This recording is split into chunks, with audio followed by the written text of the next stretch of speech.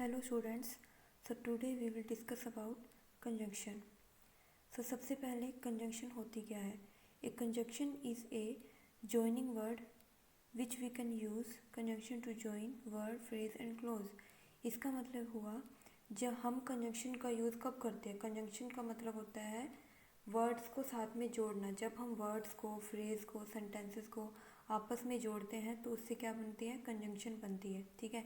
जिस भी वर्ड से हम किसी भी सेंटेंसेस को जोड़ते हैं या किसी वर्ड को जोड़ते हैं उसे हम क्या कहेंगे? कंजंक्शन बोलते हैं. ठीक है. तो कंजंक्शन कितने टाइप की होती है? फर्स्ट कंजंक्शन है कोऑर्डिनेटिंग कंजंक्शन. तो कोऑर्डिनेटिंग कंजंक्शन का मतलब क्या हुआ? कोऑर्डिनेट करना. ठीक है. किसी के साथ रहना. हम बोलते हैं ना कोऑर्डिनेट करो. तो it is use to join two word that are equally important. ये उन दो वर्ड्स को ज्वाइन करने के लिए यूज़ की जाती है जो दोनों सेंटेंसेस, जो दोनों वर्ड हमारे लिए पूरी तरह से इक्वली इम्पोर्टेंट है. ठीक है. जैसे मैंने कहा कि मुझे रीडिंग करना और राइटिंग करना दोनों पसंद है. तो क्या हुआ? यहाँ पे रीडिंग और राइटिंग दोनों ही क्या है? मेरे लिए इम्पोर्टेंट चीज़ें हैं. ठीक है. दोनों मेरे लिए इम्पोर्टेंट थिंग है. तो इसके लिए हम क्या लगा देंगे? कोऑर्डिनेटिंग कंजंक्शन लगा देंगे. कोऑर्डिनेटिंग कंजंक्शन कौन कौन सी होती है? इसके लिए मैंने एक शॉर्ट ट्रिक आपको बताऊंगी मैं भी. यहाँ पे क्या है? Fan boys. ये एक शॉर्ट ट्रिक है. Fan boys. देखो एफ से यहाँ पे क्या है? फॉर, ए से एंड, एन से नोर, बी से बट, ओ से और, वाई से यट, एस से सो. यानी कि जहाँ भी आपको ये सारे वर्ड दिखते हैं, फॉर, एंड, नोर, बट, और, येट, सो, तो वहाँ पे आपको क्या लगानी है? कोऑर्डिनेटिंग कंजंक्शन लगानी है. इन ये जो जितने भी वर्ड हैं ये है सारे कोऑर्डिनेटिंग कंजंक्शन. जैसे क्या है? Neha likes to read and write. मैंने बताया था ना. अब देखो नेहा के लिए क्या है? नेहा को क्या पसंद है? रीडिंग भी पसंद है और राइटिंग भी पसंद है. तो ये चीज़ें क्या है? ये दोनों चीज़ें उसके लिए क्या है? इंपॉर्टेंट है. दोनों ही टास्क इंपॉर्टेंट है. तो इसके लिए यहाँ पे क्या लग गया? एंड लग गया. जहाँ पे भी आपको ये वर्ड दिखते हैं वहाँ पे आपको देखते ही पता लग जाना चाहिए कि कौन सी कंजंक्शन है. कोऑर्डिनेटिंग कंजंक्शन है. अब हम बात करते हैं कोरिलेटिव कंजंक्शन के बारे में. कोरिलेटिव, देखो नाम से पता लग रहा है किसी से रिलेट करके बताना.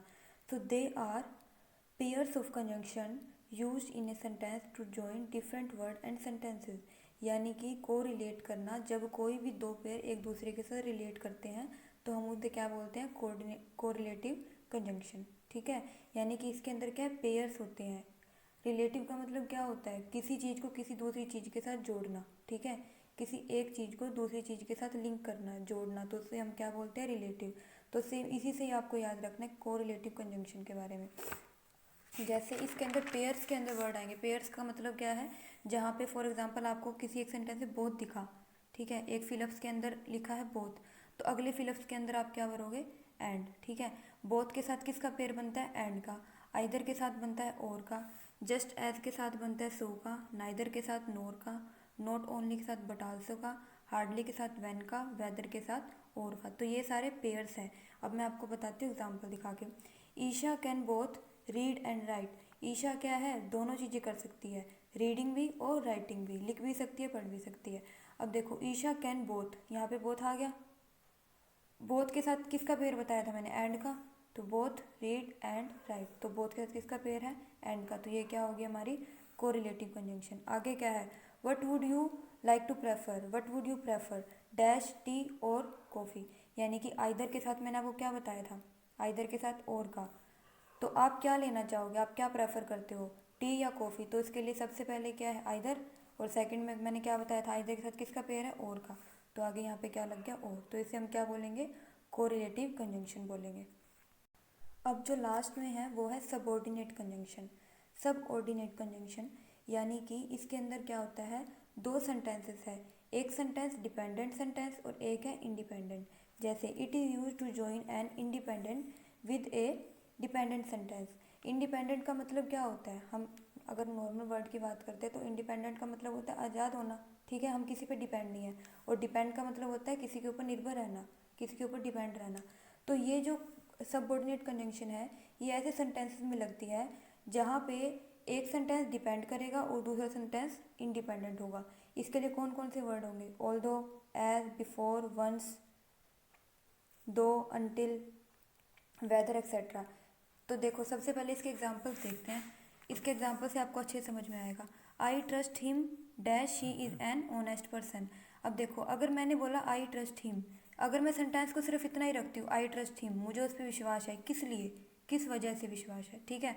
अगर मैं सिर्फ हिम तक बात करती हूँ तो यानी कि सेंटेंस तो पूरा हुआ ही नहीं। ये सेंटेंस किसी न किसी चीज़ पे तो डिपेंड करता है, आगे वाले सेंटेंस पे डिपेंड कर रहा है ना ये, यानी कि ये जो सेंटेंस है ये अगले सेंटेंस पे डिपेंड करता है। और मैंने आपको बताया सबऑर्डिनेट में क्या होता है, सेंटेंस एक दूसरे के ऊपर डिपेंड करते हैं, ठीक है। अगर यानी कि एक सेंटेंस अधूरा रहेगा, एक सेंटेंस आधा मिलेगा हमें, ठीक है, हमें उसको कंप्लीट करना है। I trust him because he is an honest person. मैं उस पर ट्रस्ट करता हूँ, क्यों करता हूँ ट्रस्ट, क्योंकि वो क्या है, एक ईमानदार पर्सन है, ईमानदार व्यक्ति है, ठीक है। तो यहाँ पे क्या है, सिर्फ ट्रस्ट हिम तक अगर हम बोलते तो यहाँ पे तो कोई सेंटेंस बना ही नहीं, ठीक है। तो इसके लिए हमें क्या है, उस सेंटेंस को क्या करना पड़ेगा, पूरा करना पड़ेगा। जैसे कि क्या है अगला, I started writing dash I was 10 years old.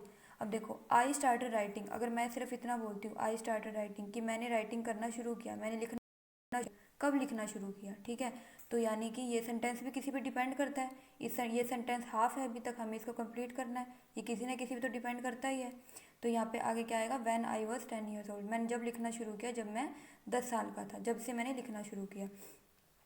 He motivates me always dash he believes in me. वो क्या करता है, मुझे मोटिवेट करता है, ठीक है। वो मुझे मोटिवेट करता है, क्यों करता है मोटिवेट, वो मुझे हमेशा मोटिवेट करता है, क्यों करता है, क्या रीज़न है। यानी कि ये सेंटेंस यहाँ पे अभी भी हाफ है, किसी चीज़ पे डिपेंड कर रहा है आगे। बिकॉज ही बिलीव्स इन मी, क्योंकि वह मुझ पे विश्वास करता है, ठीक है। तो यहाँ पे क्या है, बिकॉज, बिकॉज यहाँ पे क्या होगी, सबऑर्डिनेट कंजंक्शन है। तो ठीक है, होप सो आपको कंजंक्शन का टॉपिक पूरी तरह से क्लियर हो गया होगा। Thank you so much.